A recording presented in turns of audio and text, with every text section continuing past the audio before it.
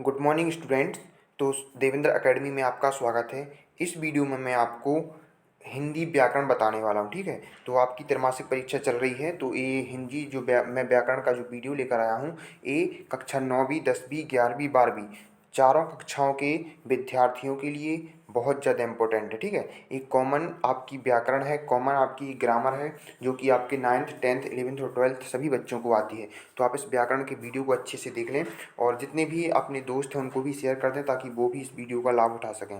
तो इस व्याकरण देखिए, आपकी त्रैमासिक परीक्षा भी चल रही है, तो उसके लिए आपको व्याकरण पढ़ना बहुत ज़रूरी है। ठीक है, तो इस व्याकरण के को देख लें आप जल्दी से।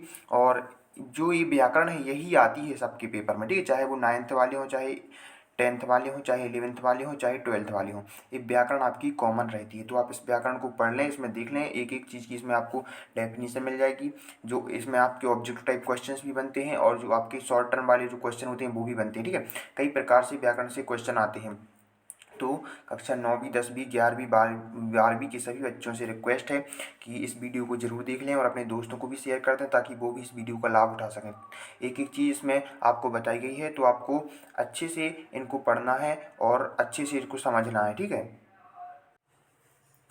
तो सबसे पहले देख लीजिए, यहाँ पे आपका पद्य साहित्य का इतिहास दिया गया है। पद्य साहित्य के इतिहास में वीरगाथा काल, ये वीरगाथा काल को हम दूसरे नाम से जानते हैं आदिकाल। ठीक है, तो यहाँ पे आपको 1075 से 1375 तक है जो आपका वीरगाथा काल होता है। वो क्या है, 1075 से 1375 तक है।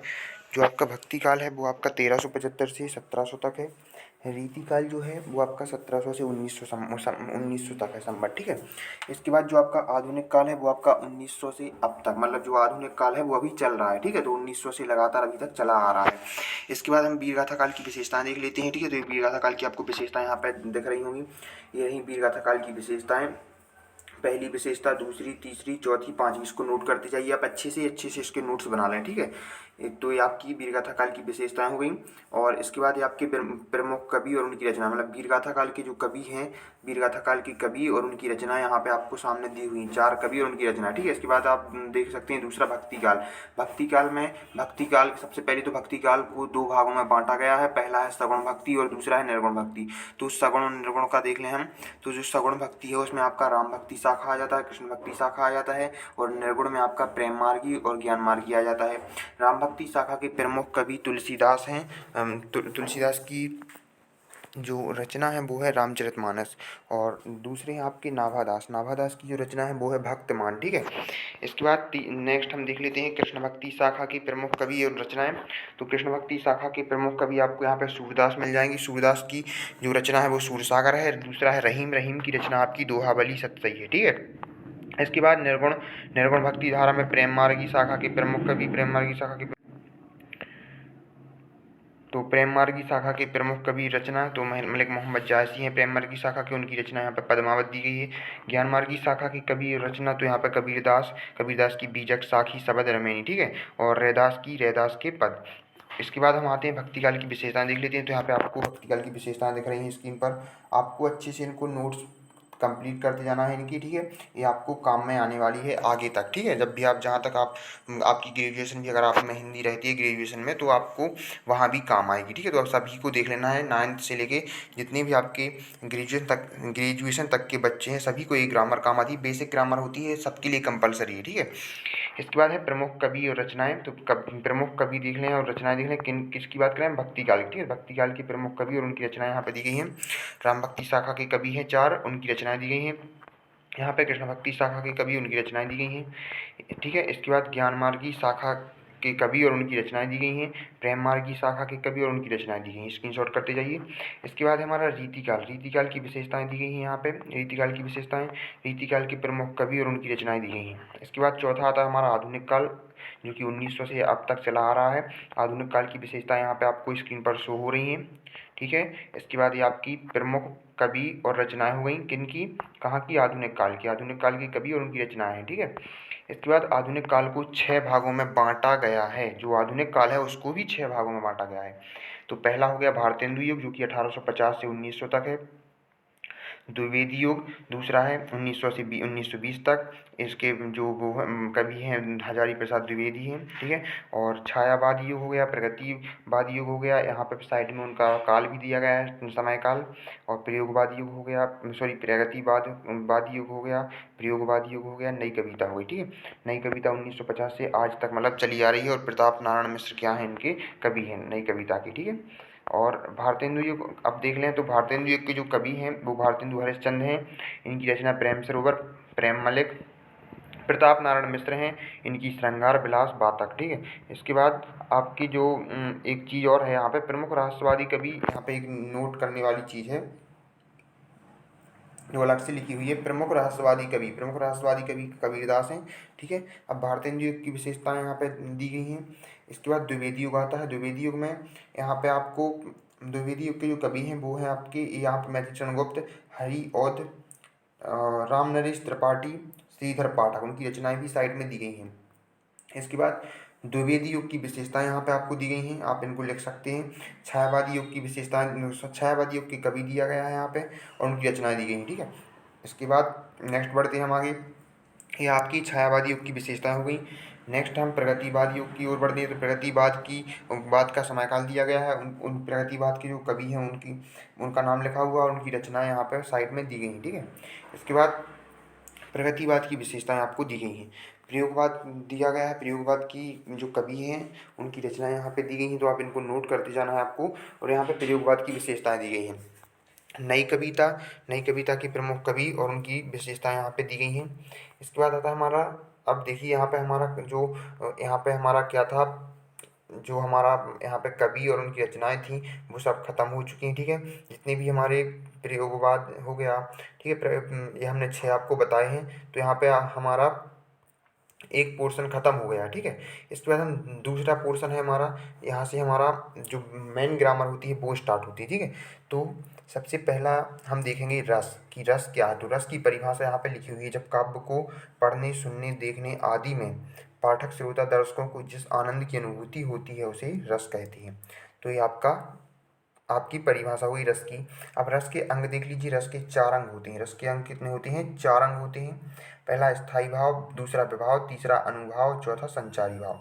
अब जो विभाव है उसको 2 भागों में बांटा गया है यहाँ पे, आलंबन और उद्दीपन। और जो आलंबन है उसको भी 2 भागों में बांटा गया है, आश्रय और विषय। तो ये आपको पता होना चाहिए। इसके बाद स्थायी भाव की परिभाषा देख लेते हैं हम। ये हमारे विभाव की परिभाषा देख लेते हैं। यहाँ पे विभाव की परिभाषा दी गई है, इसको आप करते जाना अच्छे से, ठीक है। इसके बाद अब विभाव के अंतर्गत 2 आते हैं, आलंबन। तो आलंबन की परिभाषा दी गई है। और आलंबन के अंतर्गत 2 आते हैं, आश्रय और विषय। तो यहाँ पे हर एक चीज़ की आपको परिभाषा दी गई है। तो आलंबन के अंतर्गत आश्रय और विषय आते हैं, तो इनकी परिभाषा भी यहाँ पे दी गई है। इसके बाद आता है हमारा उद्दीपन। तो उद्दीपन की यहाँ पे परिभाषा आपको दी गई है। इसके बाद नेक्स्ट हमारा अनुभाव, ठीक है। तो यहाँ पे अनुभाव की परिभाषा दी गई है और संचारी भाव की यहाँ पे परिभाषा दी गई है। नेक्स्ट है हमारा रसों के नाम एवं उनके स्थायी भाव। तो रसों के नाम यहाँ पे लिखे हुए हैं और स्थायी भाव लिखा हुआ है। रस के नाम क्या है?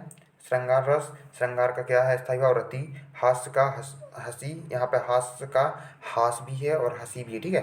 करुण का शोक, वीर का उत्साह, रौद्र का क्रोध, भयानक का भय, अद्भुत का विस्मय, बीभत्स का जुगुप्सा या घृणा। बीभत्स का यहाँ पे आपका जुगुप्सा या घृणा है। और शांत का क्या है? आपका निर्वेद है। और वात्सल्य का क्या है? वत्सल है, ठीक है। तो इस प्रकार से ये हो गए हमारे रस के जो प्रकार हैं वो हो गए। इसके बाद नेक्स्ट है हमारा श्रृंगार रस। एक एक करके हम सभी प्रकारों, जो भी हमारे रस के प्रकार हैं, सभी प्रकारों की हम क्या करेंगे? परिभाषा देख लेंगे, उनके उदाहरण देख लेंगे, ठीक है।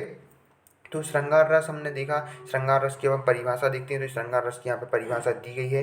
तो ये श्रृंगार रस की परिभाषा है। श्रृंगार रस के 2 प्रकार होते हैं, संयुक्त श्रृंगार, वियुक्त श्रृंगार। यहाँ पे आपको साफ साफ नजर आ रहा है। इसके बाद ये संयुक्त जो श्रृंगार है, संयुक्त श्रृंगार का आपको जो वर्णन है वो यहाँ पे दिया गया है। जैसे कि संयुक्त श्रृंगार की परिभाषा दी हुई है। संयुक्त श्रृंगार का यहाँ पे उदाहरण दिया है। संयुक्त श्रृंगार की परिभाषा क्या है ये आपको यहाँ पे मिल जाएगी। इस रस में नायक नायिका के संयोग का वर्णन होता है। संयोग का वर्णन होता है, तो यहाँ पे उदाहरण भी दिया गया है कि बदरस लालच लाल की मुरलीधरी लुकाए, सौह करें भौहनी हंसे, देन कहे नटी जाए। ये हो गए आपके संयुक्त श्रृंगार की, ठीक है। और इसका एक और उदाहरण, अपन जो भी अपने को कंफर्टेबल लगते हैं, जो ईजी लगते हैं अपन को पढ़ने में या याद करने में, वो हम इसको पढ़ सकते हैं। जरूरी नहीं कि आप यही एग्जाम्पल हैं, आप बहुत सारे एग्जाम्पल हैं, बहुत सारे आप एग्जाम्पल आप याद कर सकते हैं संयुक्त श्रृंगार के, ठीक है।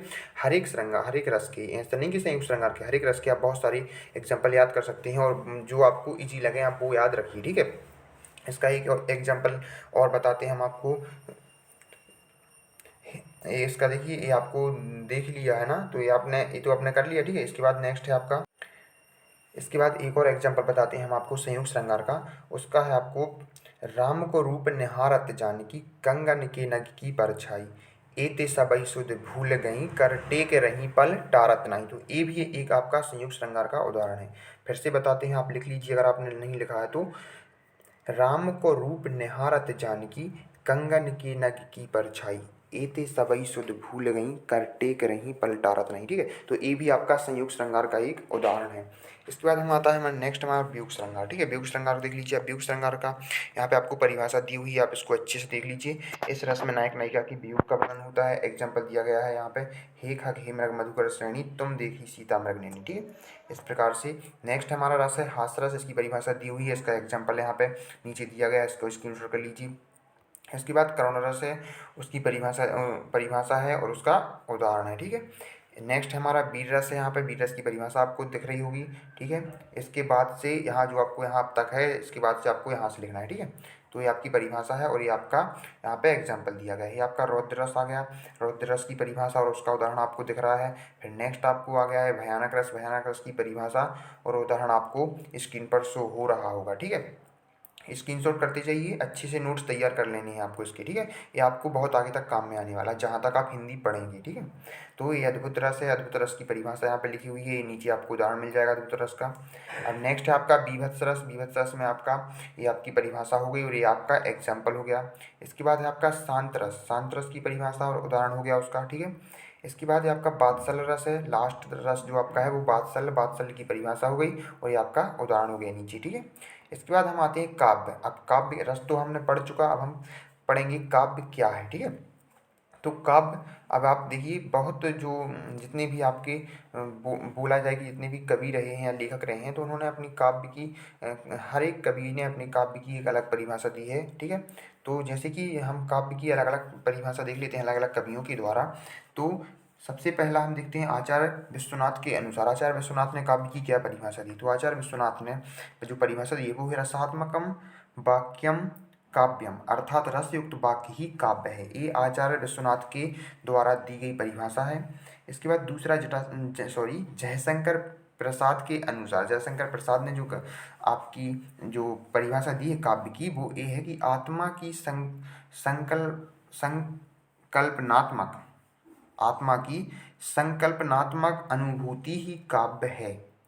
ये हमारे जयशंकर प्रसाद जी ने एक कविता दी है, ये काव्य की परिभाषा दी है। अब तीसरा जो हमारे हैं पंडित जगन्नाथ के अनुसार, तो आपको स्क्रीन पर शो हो रही है, आप इसको स्क्रीनशॉट कर लीजिए, ठीक है। मैं इसको पढ़ के नहीं बता रहा, आप इसको स्क्रीनशॉट कर लीजिए दोनों को।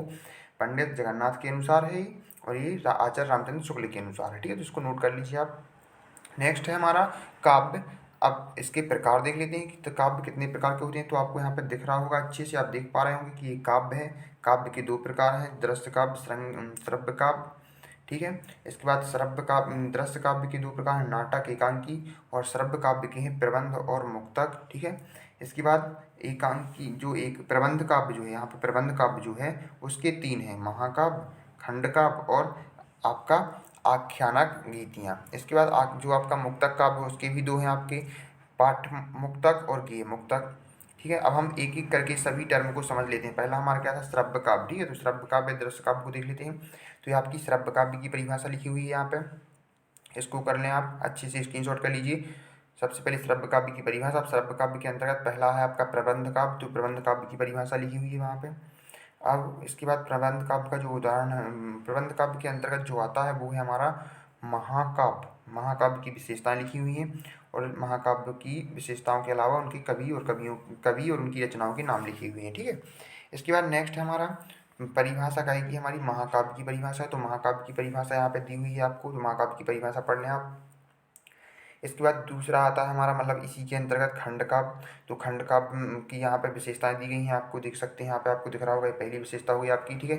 ये दूसरी, तीसरी, चौथी, पाँचवीं, पाँच विशेषताएं यहाँ पर दी गई हैं, ठीक है, थोड़ा आपको क्लियर नहीं दिख रहा होगा थोड़ा, ठीक है। तो ये आपकी 5 विशेषताएं हुई। इसके बाद खंड काव्य के जो कवि हैं और उनकी रचना है तो ये आपको यहाँ पे दी गई हैं, तो आप इसको कर लें अच्छे से।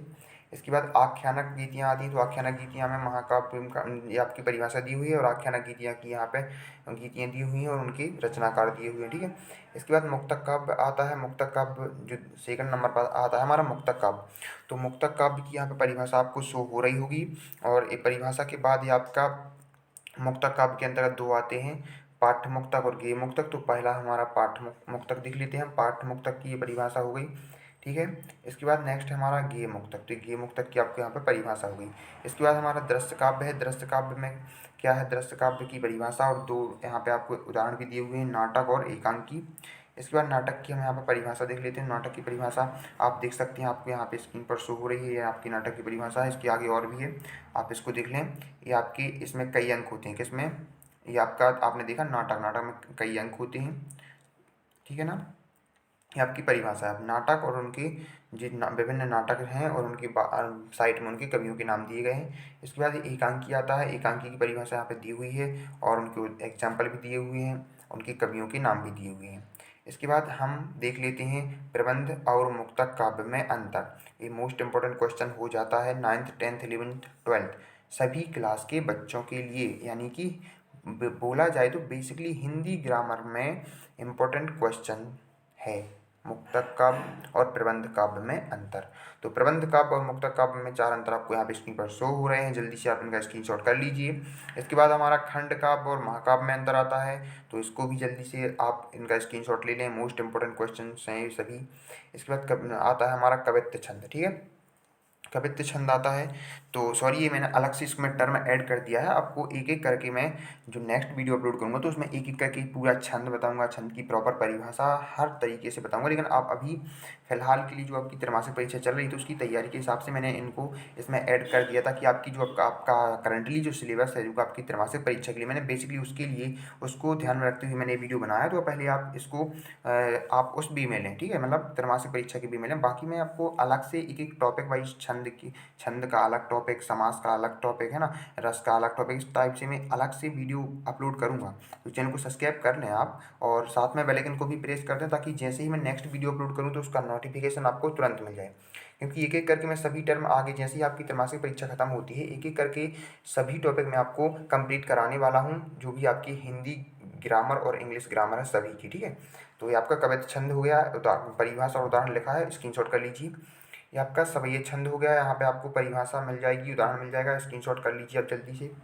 नेक्स्ट आपका ये मत गेंद छंद है, मत गेंद सवैया छंद, तो यहाँ पे आपको इसकी परिभाषा लिखी हुई है, जल्दी से इसको नोट कर लें आप।